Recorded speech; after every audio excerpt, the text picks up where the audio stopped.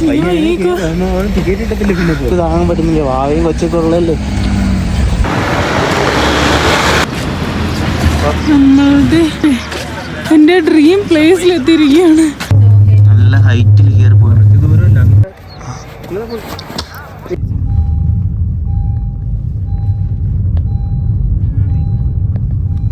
Good morning guys. അപ്പോൾ നമ്മൾ രാവിലെ റൂമിൽ നിന്ന് ഇറങ്ങി ഗുൽമർഗിലോട്ട് പൊയ്ക്കൊണ്ടിരിക്കുകയാണ്.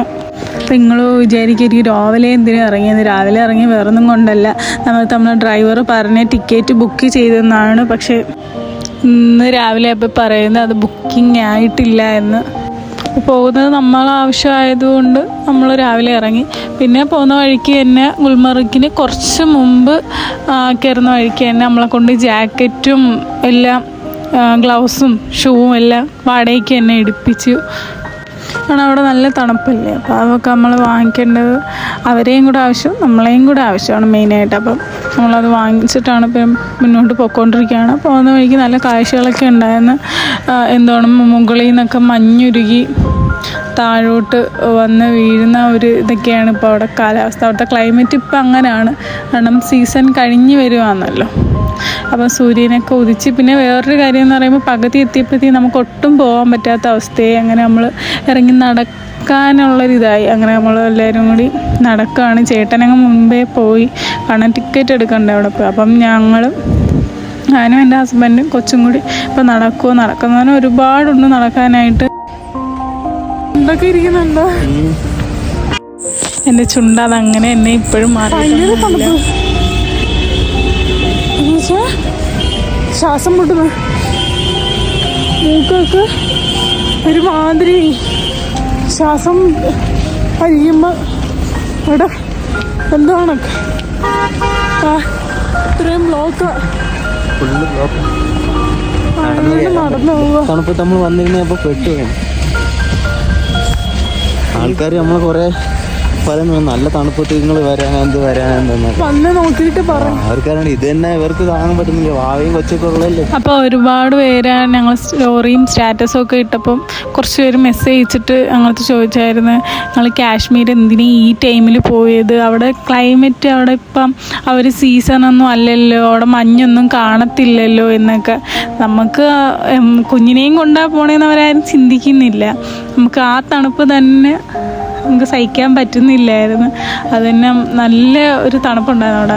എന്ന് വെച്ച് കഴിഞ്ഞാൽ ശ്വാസം പോലും വിടാൻ പറ്റാത്തൊരവസ്ഥ, അങ്ങനെ വേണമെങ്കിൽ പറയാം. അപ്പം നമ്മൾ നടന്ന് ഗുൽമർഗിൻ്റെ ഫ്രണ്ടിലെത്തിയിരിക്കുകയാണ്. ഫ്രണ്ട് മാത്രമാണ്, അല്ല എൻട്രി ഒന്നും അല്ല. അപ്പം അങ്ങനെ ഇനിയും നടക്കാനുണ്ട്. അപ്പോൾ ഒരുപാട് നടക്കാനുണ്ട് ഇനിയും.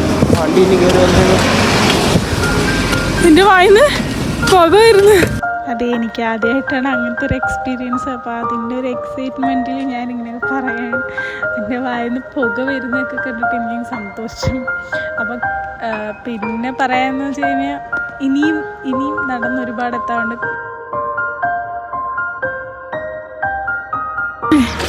എൻ്റെ ഡ്രീം പ്ലേസിലെത്തിയിരിക്കുകയാണ്.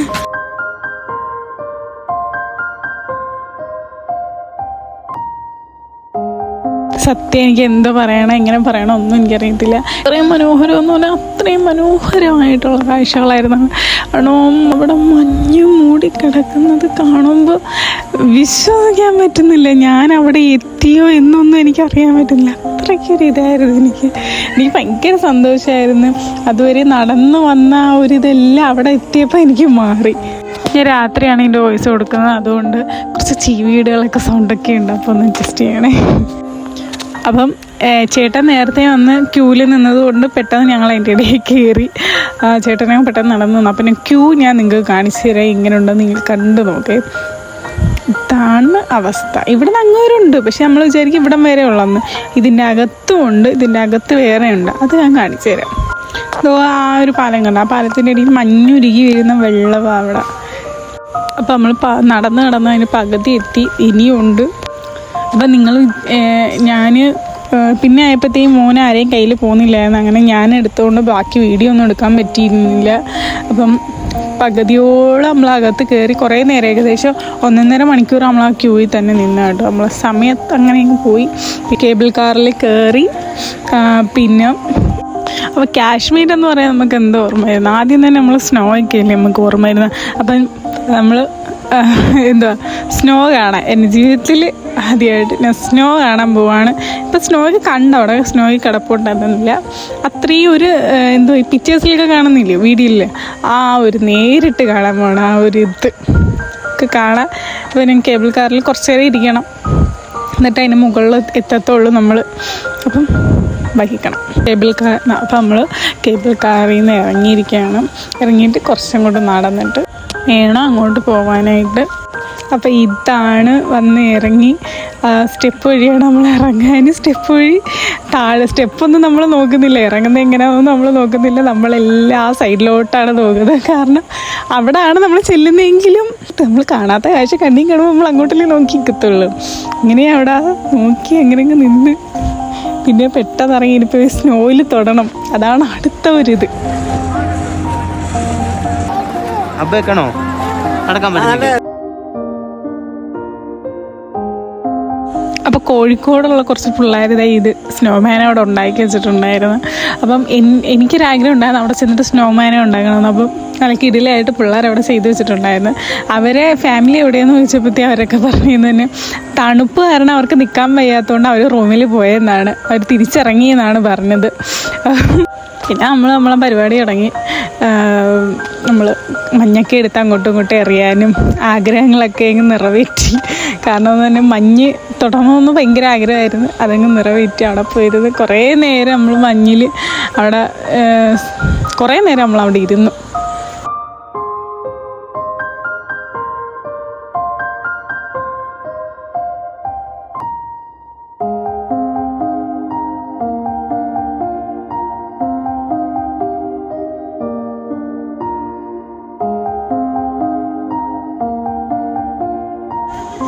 അപ്പോൾ നമ്മൾ അവിടുത്തെ കാഴ്ചകളൊക്കെ കുറേ നേരം കണ്ട് ഇഷ്ടപ്പെട്ട് ഒരുപാട് ഇഷ്ടപ്പെട്ട് അങ്ങനെ ഞാൻ കണ്ടിരുന്നു. പിന്നെ അവരൊക്കെ രണ്ടുപേരും മുകളിലൊക്കെ കയറി, മലയുടെ മുകളിലൊക്കെ കയറി പോയി. പക്ഷെ ഞാൻ മാത്രം താഴെയുണ്ട്, കാരണം ഈ കുഞ്ഞിനെയും കൊണ്ട് എനിക്ക് വയ്യ.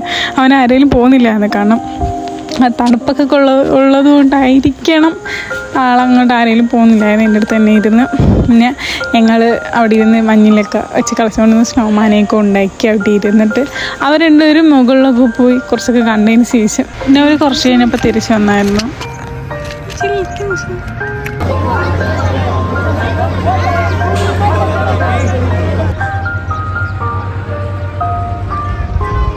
കേരളത്തിൽ നിന്ന് കുടിക്കുന്ന 10 രൂപയുടെ കോഫി ഇവിടെ വന്ന് 50 രൂപ കൊടുത്ത് വാങ്ങിച്ചു കുടിക്കുകയാണ്. 150 രൂപയ്ക്ക് 3 കോഫി വാങ്ങിച്ചു കുടിക്കുകയാണ് ഈ അന്തേവാസി കുടുംബം. അവന് ചായ വിടാവും.